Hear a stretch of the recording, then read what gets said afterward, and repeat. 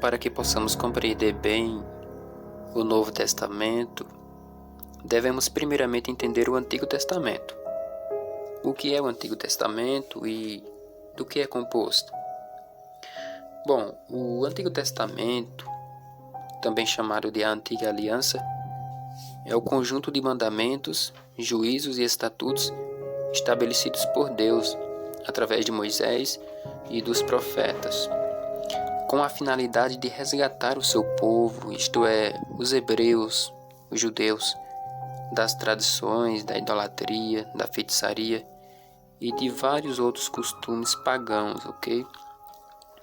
E para isso o Senhor Deus levantou Moisés, pelo qual libertou o seu povo da escravidão de Faraó, e assim, através deste homem, o Senhor os entregou a lei, da qual fazem parte os 10 mandamentos, para com isso reger o seu povo, da saída do Egito pelo deserto até a terra prometida, dando continuidade até a vinda de Cristo. Pois a lei era uma seta que os guiaria ao Messias, isto é, Jesus Cristo.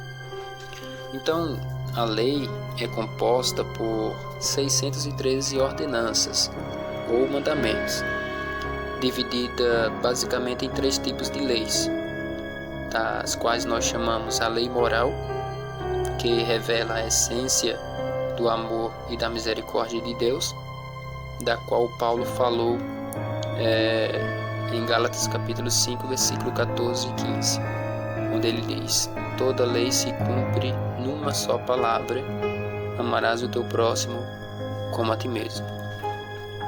Já a lei cerimonial são as leis referentes aos sacrifícios e ao culto judaico, como, por exemplo, as festas, os alimentos, músicas, dízimos, guarda de dias, etc. E as leis civil?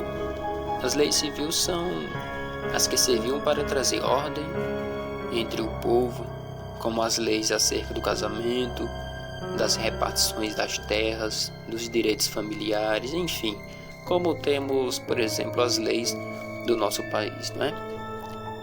Então, amados, por exemplo, lá em Lucas, no capítulo 16 e o verso 16, diz assim: a lei e os profetas vigoraram até João.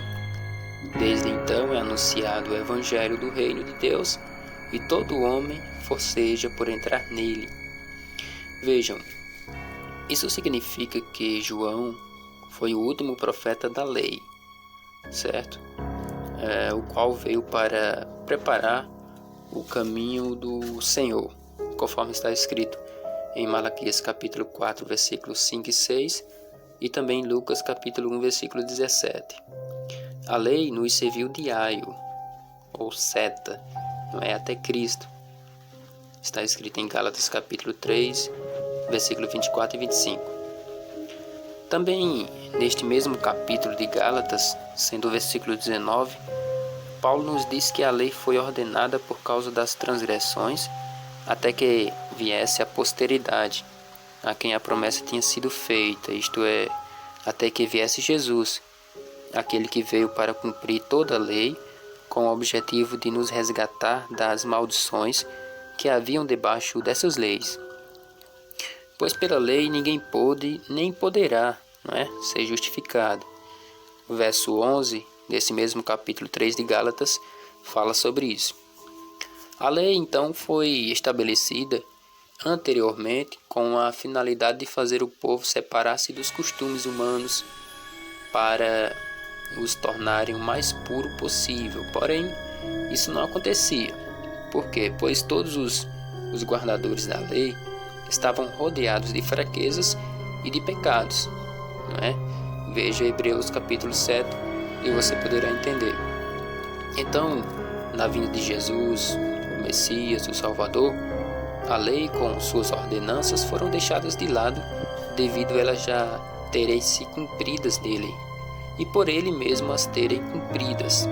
Veja Mateus capítulo 5, versículo 17, onde Jesus diz: não pensem que vim destruir a lei ou os profetas. Não vim destruir, mas cumprir. Jesus veio cumprir a lei. Ele nasceu, viveu e morreu sobre a lei, para que se cumprissem assim as Escrituras. Veja o que diz o texto a seguir. E achado na forma de homem, humilhou-se a si mesmo, sendo obediente até a morte e morte de cruz. Filipenses capítulo 2, versículo 2 ao 8.